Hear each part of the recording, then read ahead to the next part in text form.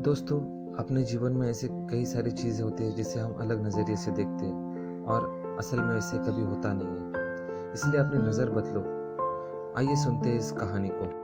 एक बार एक बहुत बड़ा नेता एक साधु के छोटे से आश्रम में गया। उस साधु के बारे में बहुत सुना था, तो उसके मन में एक आया कि एक बार मैं जाकर के देखता हूँ कि लोग उसकी इतनी तारीफ क्यों करते हैं। जब वह उस आश्रम में गया तो वहाँ पर एक छोटा सा कमरा था जहाँ पर कालीन बिछा हुआ था। वहाँ पर कुछ लोग नीचे बैठे हुए थे और साधु जी सामने बैठे हुए थे। कुछ सवाल जवाब चल रहा था।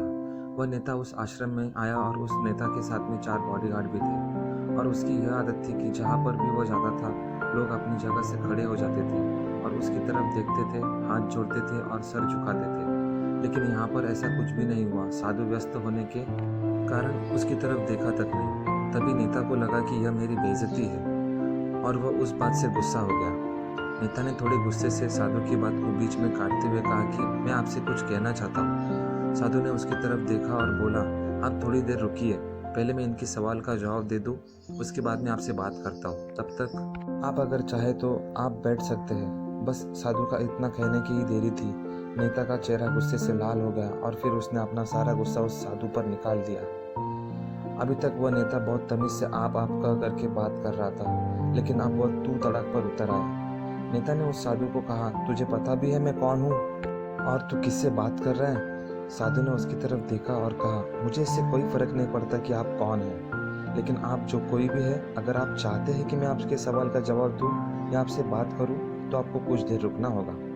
और साधु की यह कहते ही नेता गुस्से से पागल हो गया और वही सबके सामने चीखने चिल्लाने लग गया, अब मैं तुझे तेरी असली औकात दिखाऊंगा। तूने मुझसे पंगा लेकर के ठीक नहीं किया।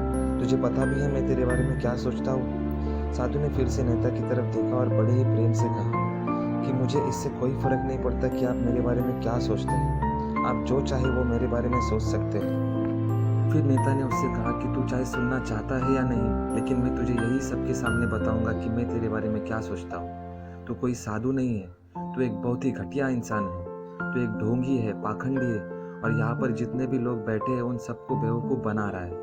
तेरा बस एक ही मकसद है कि इन लोगों की जेब में जितना भी पैसा है वो सब तेरे पास में आ जाए। तू अपने फ़ायदे के लिए इन लोगों का इस्तेमाल कर रहा है और अब मैं तुझे नहीं छोड़ने वाला हूँ। पूरी दुनिया के सामने मैं तेरा पर्दाफाश करके रहूँगा। लेकिन उसके इतना बोलने के बाद भी हल्की सी मुस्कान उस साधु के चेहरे पर बनी ही रही। यह देखकर वो और भी तिलमिला गया और उसने कहा, अब बहुत हो गया।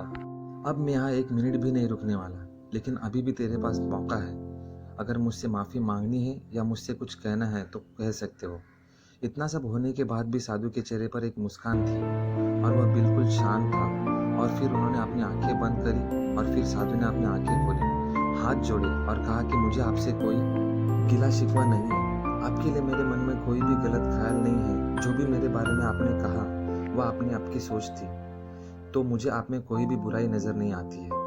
मुझे आप बहुत ही भले इंसान लग रहे हैं। और साधु के इतना कहते ही नेताजी का दिमाग 7वें आसमान पर पहुंच गया। उसके चेहरे पर एक अजीब सी खुशी थी, क्योंकि उस साधु ने वही कहा जो बाकी सब लोग उससे नेता को कहते हैं। और वह खुशी खुशी उस आश्रम से अपने घर की तरफ चला गया और जा करके अपने पिताजी के साथ में बैठ गया। उसके पिताजी ध्यान में थे। उन्होंने पूरी जिंदगी सिर्फ लोगों की सेवा करी और बदले में कुछ भी उम्मीद नहीं किया। तो थोड़ी देर बाद उन्होंने अपनी आंखें खोली और देखा बेटे को अपने साथ बैठे हुए। तो उनके बेटे के चेहरे पर आज एक अजीब सी खुशी थी जो आज से पहले उन्होंने कभी नहीं देखी थी। फिर उसने एक एक करके सब कुछ बताया कि आज क्या हुआ, किस तरह से वो आश्रम गया और वहाँ पर क्या हुआ, उसने क्या कहा और साधु जी ने क्या कहा। जब उसके पिताजी ने पूरी बात सुनी तो थोड़ा सा मुस्कुराए और अपने बेटे को देख करके बोले कि उन्होंने तुम्हारी तारीफ नहीं करी, क्योंकि उन्होंने वह नहीं कहा कि जो तुम हो, उन्होंने वह कहा कि जो वह खुद है।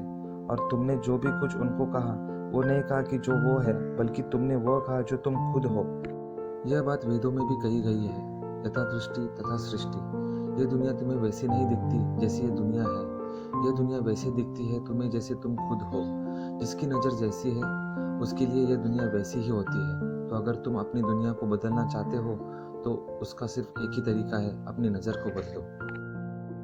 धन्यवाद। ये वीडियो कैसी लगी ये कमेंट करके ज़रूर बताना।